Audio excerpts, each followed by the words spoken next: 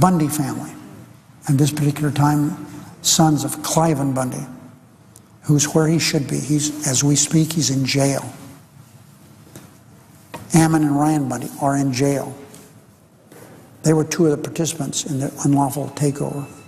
On April 7th, 2016, Nevada Senator Harry Reid stood on the Senate floor and continued his bid for the federal government to grab more land than Americans have been using for generations. As usual, Reid uses typical cheap tactics and vague snapshots to pull at the heartstrings of those who are listening without providing facts or substance to back up the claims that he makes. Take, for example, a stunningly beautiful place called Gold Butte, where Cliven Bundy illegally grazed his cattle for decades. Because of the trouble caused by the Bundys and their pals, the federal employees tasked with safeguarding these antiquities have been prevented from doing their jobs. But what is at stake? Millions of acres of state-run land and the lives of several patriots, one of whom has already been executed in cold blood. Hey, look here.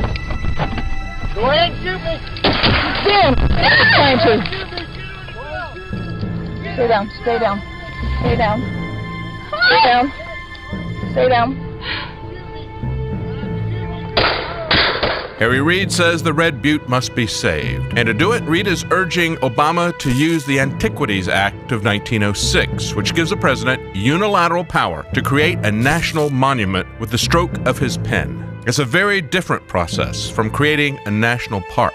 And that's because it was designed for a different purpose. The Antiquities Act of 1906 was signed into law by President Theodore Roosevelt in 1906. It was intended for the protection of objects of historic and scientific interest, such as Native American land and artifacts. Devil's Tower in Wyoming was America's first national monument, and its boundary enclosed an area of less than 2 acres.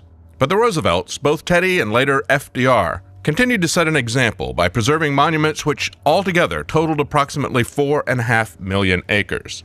Laws which are inherently unconstitutional are easily expanded and abused. For example, the federal income tax started as only a 1% tax, with 99% of the people paying 0 income tax. The Antiquities Act has now likewise metastasized like a cancer, and it's being used by presidents to get around Congress, to declare large swaths of land to be federally protected and under the jurisdiction of the Bureau of Land Management.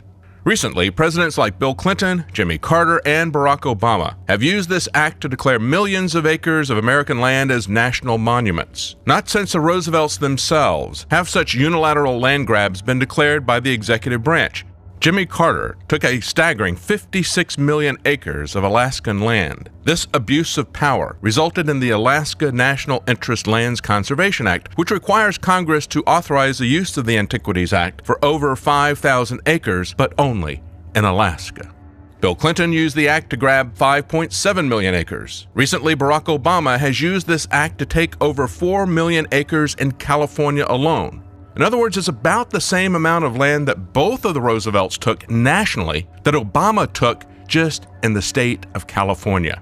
At the request of Senator Dianne Feinstein, Obama designated the Mojave Trail, the Sands to Snow, and the Castle Mountains as national monuments. Knowledgeable of the Antiquities Act, these politicians deceptively use language to make their actions seem as if they're heroic custodians of the land, while privately twisting the intentions of the bill, abusing their power, expanding it to absurd extremes in order to take federal control of the land and place it under the BLM. Currently, Oregon, Utah, and Nevada are under the threat of having massive amounts of land confiscated by executive action. Currently up for grabs with Obama's pen and his executive abuse of monument protection are western lands in Oregon, Utah, Nevada, Colorado, Arizona, Idaho, Montana. Over 10 million acres, just counting the biggest grabs. Several of the larger areas are the same size or larger than Yellowstone. And it's not just western lands that are being locked up. In Maine, a plan to lock up 3.2 million acres, 1.5 times the size of Yellowstone. Another plan in Florida to lock up 1 million acres. Progressives don't trust people who have had stewardship of the land for many generations, whose livelihoods depend on sustainable management and on good stewardship of the land. Progressives don't even trust state government to take care of the land. Progressives believe only the federal government can protect the land, And the only way to protect the land is to lock out humans and to confiscate their property rights. In other words, they will accept nothing less than the United Nations Agenda 21. But how is federal protection with monument status working out for the Apache Indians at Tonto Forest National Monument? This beautiful area in Arizona has great historical, religious, and cultural significance for the Apache Indians and recreational use for everyone else. But the federal government protectors are turning the campgrounds into copper mines. It will turn this into this. The historical monument lands will become a massive crater visible from space 2 miles across and 1,000 feet deep. A 50-story high mountain of waste tailings will be dumped elsewhere in the monument. It's simply monumental fraud.